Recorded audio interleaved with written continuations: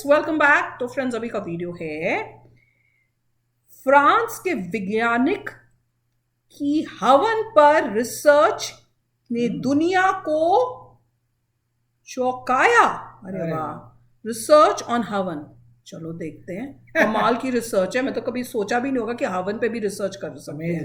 तो चलो, हवन में तो सुना है बहुत पावर होती है, तो पता करते हैं क्या है। तो वीडियो शुरू करते हैं। वीडियो शुरू करने से पहले अगर आप चैनल पर नए हो और आपने अभी तक सब्सक्राइब नहीं किया है तो जल्दी से पहले सब्सक्राइब के बटन और बेल आइकन को क्लिक कर लो ताकि आपको हमारे सारे न्यू वीडियोस के नोटिफिकेशन मिल जाए जैसे हम अपलोड करें। अगर आपको वीडियो पसंद आता है प्लीज लाइक एंड शेयर। चलिए शुरू करते हैं। देखो क्या रिसर्च की और रिसर्च में क्या मिला और रिसर्च की कैसे। दोस्तों, यदि आप हिंदू हैं तो कभी ना कभी हवन अवश्य किया होगा, क्योंकि सनातन धर्म में प्रत्येक पूजा अनुष्ठान के बाद हवन अनिवार्य रूप से किया जाता है। लेकिन क्यों?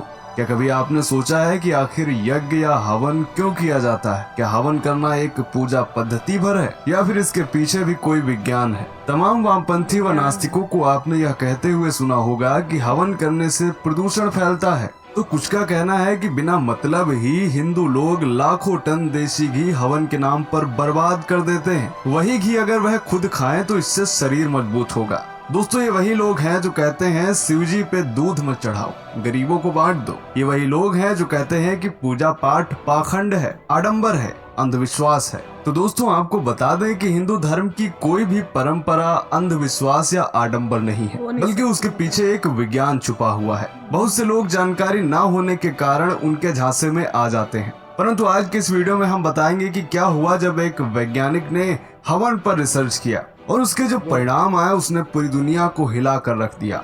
शुरू करते हैं आज का वीडियो। मेरा नाम है धीरेन्द्र और आप देख रहे हैं दी साइंटिफिक हिंदू।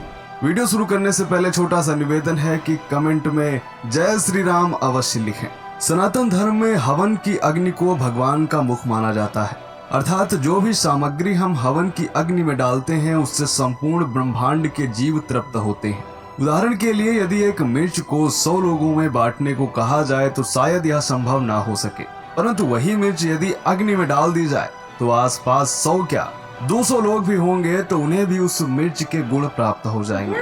कहने का अर्थ यह है कि सभी लोगों को मिर्च की कड़वाहट महसूस होगी। भगवान की बनाई सृष्टि में जीवों का निवास 3 स्थानों पर है, पहला जल, दूसरा थल और तीसरा वायु। हवन करने से इन तीनों स्थानों पर रहने वाले जीवों को ऊर्जा प्राप्त होती है, साथ ही हानिकारक बैक्टीरिया नष्ट होते हैं। तो आइए सबसे पहले संक्षेप में हवन में प्रयोग होने वाली सामग्री के विषय में जान लेते हैं। उसके बाद वैज्ञानिक रिसर्च में क्या पता चला है यह भी जानते हैं। दोस्तों, हवन में 4 प्रकार के द्रव्य पदार्थ डाले जाते हैं। पहला, सुगंधित द्रव्य। सुगंधित द्रव्य में केसर, अगर, तगर, गुग्गल, कपूर, चंदन, इलायची, लौंग, जायफल, जावित्री आदि। दूसरा, पुष्टिकारक द्रव्य जैसे कि देसी घी, फल, कंद, पंचमेवा, चावल, जौ, तिल आदि। तीसरा, मिष्ट द्रव्य। मिष्ट द्रव्य यानी मीठी वस्तुएं जैसे शक्कर, शहद, छुहारा, किशमिश, गुड़ आदि। चौथा, रोगनाशक द्रव्य। रोगनाशक द्रव्य में गिलोय, ब्राह्मी, शंखपुष्पी, मुलैठी, सोंठ, तुलसी आदि जड़ी बूटियां हवन सामग्री में डाली जाती हैं। दोस्तों, फ्रांस के रहने वाले ट्रेले नामक वैज्ञानिक ने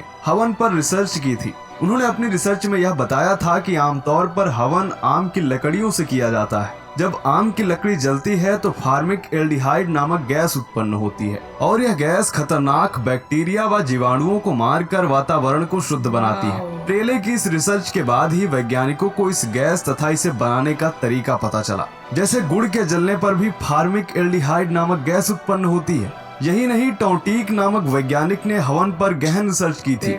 अपनी रिसर्च में उन्होंने बताया था कि यदि आधे घंटे हवन में बैठा जाए अथवा हवन के धुएं से आधे घंटे तक शरीर का संपर्क हो तो टाइफाइड जैसे खतरनाक रोग फैलाने वाले जीवाणु मर जाते हैं और शरीर भी शुद्ध हो जाता है। दोस्तों, शायद आपको मालूम होगा कि अमेरिका आदि पाश्चात्य देशों में हवन करने पर पहले प्रतिबंध हुआ करता था, परंतु नई वैज्ञानिक रिसर्चों में इसके फायदे जानने के बाद अब सभी पाश्चात्य देशों में काफी हवन देखने को मिलते हैं। पाश्चात्य देशों में भी अब हवन की वैज्ञानिकता को महत्व दिया जा रहा है। हवन की इतनी महत्ता को देखते हुए राष्ट्रीय वनस्पति अनुसंधान संस्थान लखनऊ के वैज्ञानिकों ने भी हवन पर रिसर्च की थी और उन्होंने भी अपनी रिसर्च में बताया था कि वाकई हवन करने से वातावरण शुद्ध होता है। दोस्तों, इन वैज्ञानिकों ने सबसे पहले ग्रंथों में वर्णित हवन सामग्री जुटाई, फिर धुएं पर शोध करने के लिए पहले मात्र 1 किलो आम की लकड़ी जलाई, जिससे हवा में मौजूद विषाणु कुछ स्तर तक कम हुए।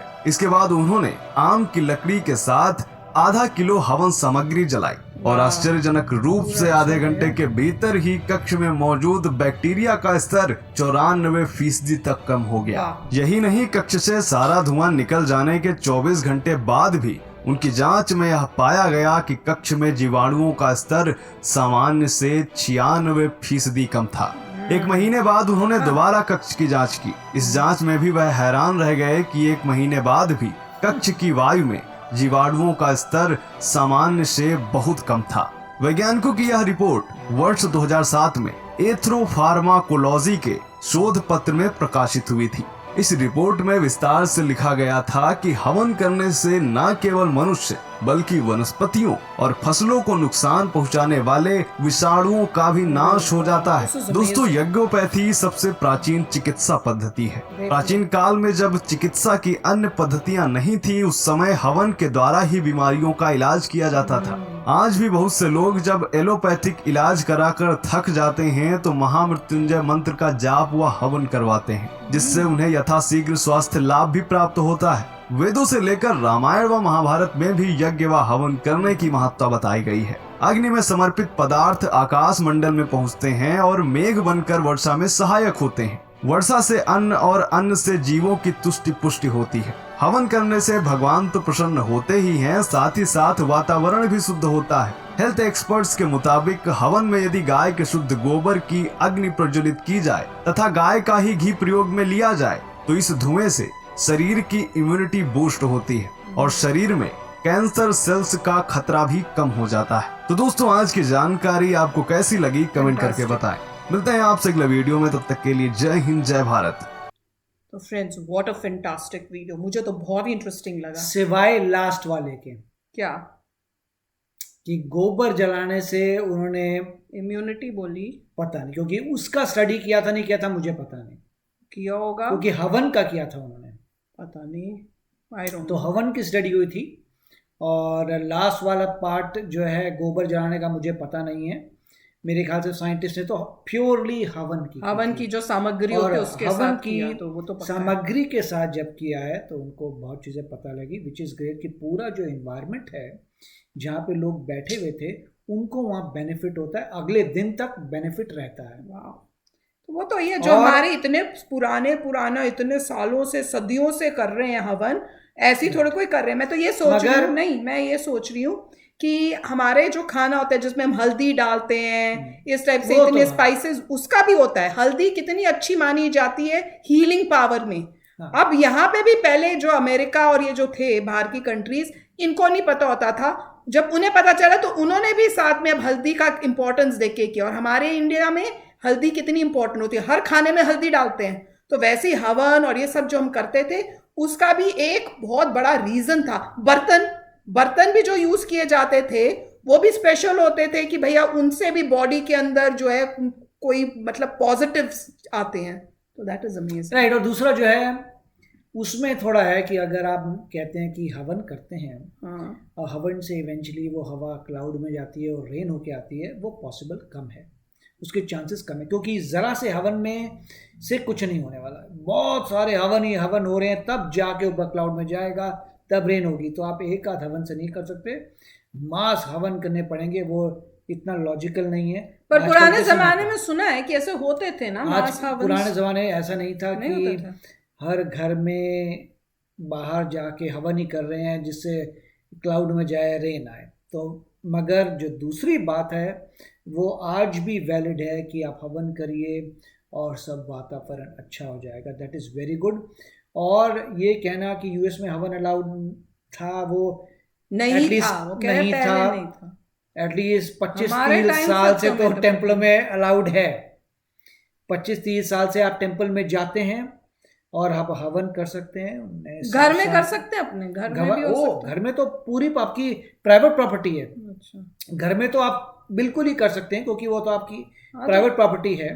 नहीं, टेंपल में भी अभी कर तो कर सकते सकते हैं, मैं कह रही हूँ पुराने टाइम में जब घर में कर सकते हैं। अपने घर में आप डेफिनेटली कुछ भी कर सकते हैं, तो उसमें प्रॉब्लम है। अगर कोई जैसे रूल है कि आप पटाखे वगैरह नहीं चला सकते, कि आग वाग लग जाए, मगर घर के अंदर आप कर सकते हैं। वो बात अलग है कि इंश्योरेंस वालों को प्रॉब्लम होती नहीं होती, मगर आपको कोई लीगली रोक नहीं सकता।